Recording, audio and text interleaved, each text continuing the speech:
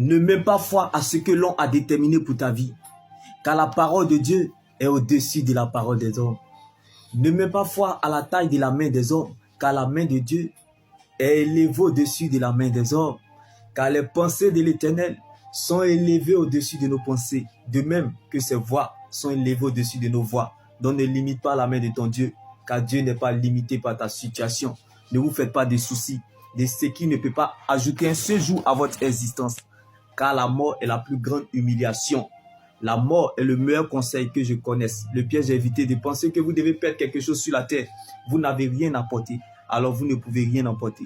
Vous êtes venu nu, vous retournerez nu. Quand tu mourras, tu n'emporteras pas de ce que tu as reçu, mais plutôt de ce que tu as donné. Il y a quelque chose que tu peux donner aux autres, quand bien même que tu n'as rien. La chose de Dieu qui est en toi, certainement, elle te donnera accès à ta liberté. Car Paul et Silas étaient en prison, mais l'évangile n'était pas prisonnier. Quand tu sers de pont entre Dieu et les humains, tu provoques un concert au ciel. Quand tu sers de point de contact entre Dieu et les humains, tu provoques une fête au ciel. Celui qui a fait le testament est vivant. Donc ne vous faites pas de soucis de ce qui ne peut pas ajouter un seul jour à votre existence. Car il n'y a pas de royauté sans bergerie. Tu ne peux pas servir si tu n'es pas serveur. Comme David dans la bataille contre Goliath, l'Éternel est devenu serveur.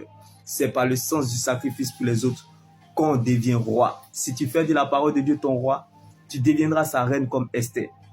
Celui qui a fait le testament est vivant. Regarde tout ce que tu possèdes. C'est que l'argent ne peut pas acheter. Le souffle de vie que Dieu te donne avec gratuité, sa fidélité, ton réveil, ton sommeil, ton âme, tu ne feras pas le contraire. Sois reconnaissant envers Dieu malgré tout. Tu n'es pas plus meilleur que ceux qui jouent le temps additionnel à l'hôpital. Tu n'es pas plus parfait que ceux qui sont à la fin du match au cimetière.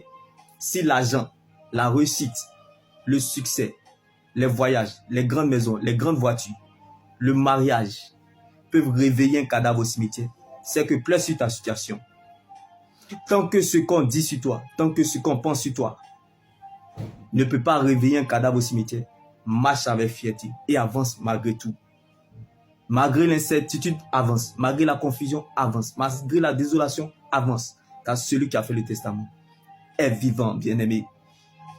Celui qui sort victorieux des épreuves de la vie est un champignon. Mais celui qui sort victorieux des épreuves de l'éternité est un champion. Alors ne laisse personne te priver de ton éternité, qui est l'enjeu majeur de ton existence. Reste focalisé sur le Seigneur Jésus-Christ seul. Car la preuve, la valeur et la raison de ton existence, c'est ton salut en Jésus-Christ. Aimer Dieu sans raison apporte à la raison ce qui est inaccessible. Quand nous sommes dans le malheur, nous souffrons le plus par ce que nous regardons et non ce que nous voyons. David a regardé Goliath, mais il a vu une opportunité. Donc derrière ce problème se cache un avantage, car la grandeur ne surprend pas les grands. Il n'y a pas de lumière sans, il n'y a pas d'homme sans lumière. Donc derrière cet homme vallée de la mort se cache la lumière qui est Christ, la lumière du monde. Que ta lumière brille, car pendant la nuit, le soleil brille ailleurs. Garde espoir, ne perds pas la foi, car ton jour arrive. Le jour tant attendu a beau être lointain, mais il finira toujours par arriver, quelle que soit la durée de la nuit. Le matin arrive toujours. Donc sache que, bien-aimé, tu n'es pas en train d'écrire la dernière page de ta vie. C'est juste une période de la vie et non la fin de ta vie. Certes, tu ne peux plus retrouver l'étape que tu as perdue, mais tu peux quand même réécrire une nouvelle page avec Dieu. Alors oublie ce que tu as perdu, mais vois ta vie qui va reprendre avec Dieu. Car là où la main des hommes s'arrête, c'est là la main de Dieu est disponible pour toi. Shalom.